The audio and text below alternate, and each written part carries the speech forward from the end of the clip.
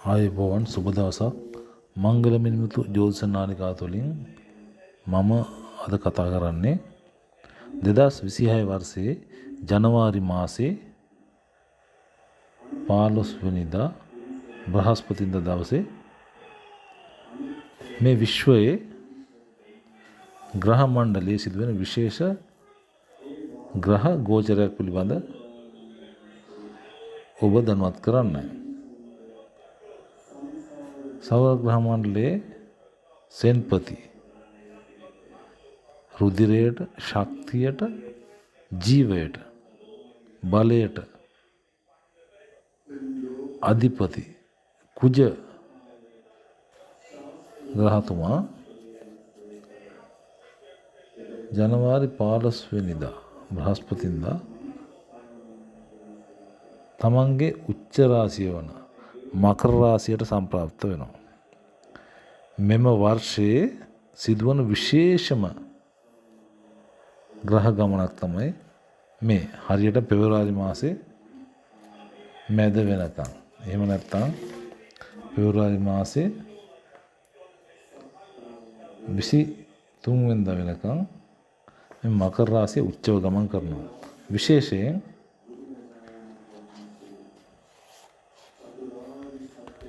මකර රාශියේදී උච්ච වෙන කුජ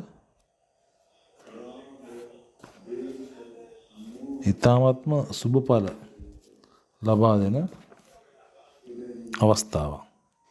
විශේෂයෙන් මකර රාශිය 10 වෙන්න වෙලා තියෙන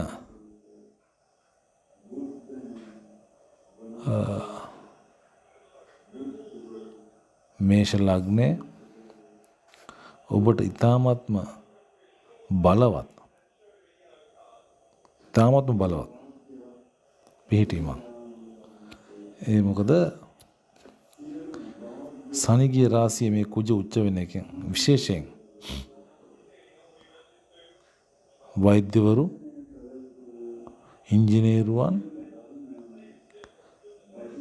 ව්‍යාපාර කළමනාකරන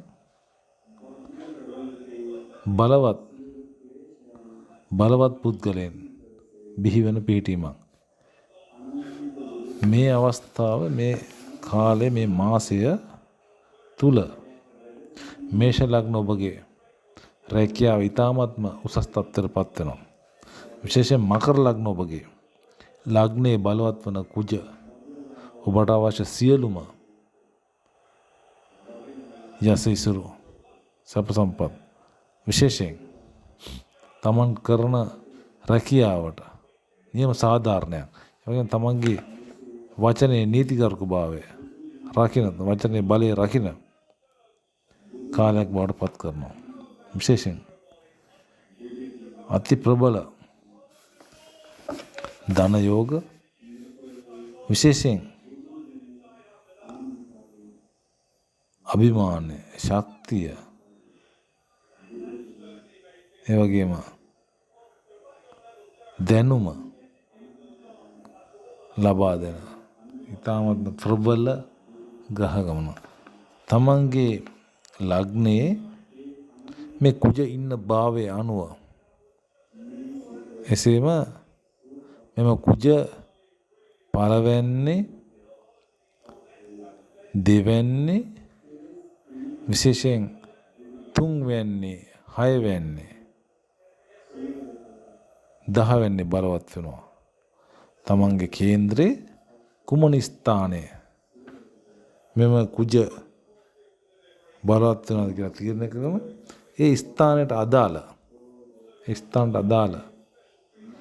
ක්‍රියා තමන්ගේ ජීවිතයට අත්‍යවශ්‍යම අනාගතයේ දියුණුවට අවශ්‍ය ඒ ක්‍රියා එහෙම නැත්නම් ඒ වැඩසටහන්, ඒ වැඩපිළිවෙල කිරීමට පසුබට වෙන්න එපා. මේක දුර්ලභ අවස්ථාවක්. විශේෂයෙන් තුන්වැන්නේ නම් තමන්ගේ සහෝදර කාර්කාදීන් සමග හොඳ සම්බන්ධතා ඇති කරගන්න පුළුවන්. යාළු මිත්‍රයන් සමග, ඒ වගේම තමන්ගේ වචනය පාවිච්චි කරන ව්‍යාපාර ගනුදෙනු කතා කිරීම, ගිවිසුම් සාකච්ඡා කිරීම, ඒ වගේම විශේෂයෙන් නඩු හබ පිළිබඳ කතා කිරීම අනිවාර්යයෙන්ම දිනනවා. ඒ වගේම කේන්දරේ පස්වැන්නේ කුජ ගමන් කරන කාලේ ඊ타ත්ම වාසනාවන්ත දරුවන් පිළිසිඳ ගැනීම අධ්‍යාපනය ලබන විභාග සමත් වෙන්න අපේක්ෂා කරන දරුවන්ගේ අධ්‍යාපනයට ඉතාමත් සාර්ථක වෙනවා. කේන්දරේ 5 වෙනි කුජ ගමන් කරන කාලය. කේන්දරේ 6 වෙනි කුජ ගමන් කරන කාලය.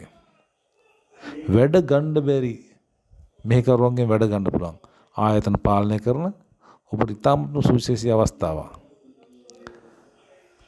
සේවකයන්ගෙන් තමන්ට අවශ්‍ය ප්‍රමාණය වැඩ ගන්න පුළුවන්. තමන්ගේ වචනට ඕන අවනත වෙනවා. විශේෂයෙන්ම භූමිය සම්බන්ධ ඔබට මිනිරන් මැණික් ලැබීමේ වාග්ය උදා වෙන කාලයක්. 7 වෙනි කුජ බලවත් ගමන් කරන මේ මකර රාශියේ ගමන් කරන කාලේ විශේෂයෙන් හිතාමත්ම උසස් විවාහ විශේෂයෙන් තරුණ ඔබට තරුණියන්ට හොඳ කාය ශක්තිය ඇති තරුණ පුරුෂයන් ලැබෙනවා. විශේෂයෙන් කුජ 7 වෙනි බලවත් ගමන් කරන කාලේ හොඳ විවාහ යෝජනා හොඳ පිරුණු පායෝදර ඇති පුරුල්ලුපුල ඇති පුන් සඳවෙන් ස්ත්‍රීන් තරුණ ඉලන්දාරියන්ට ලැබීමේ වාග්ය උදා වෙනවා. මේ විශේෂම අවස්ථාවක්. කුජ 9 වෙනි ගමන් කරන කාලේ විශේෂයෙන් පියාගේ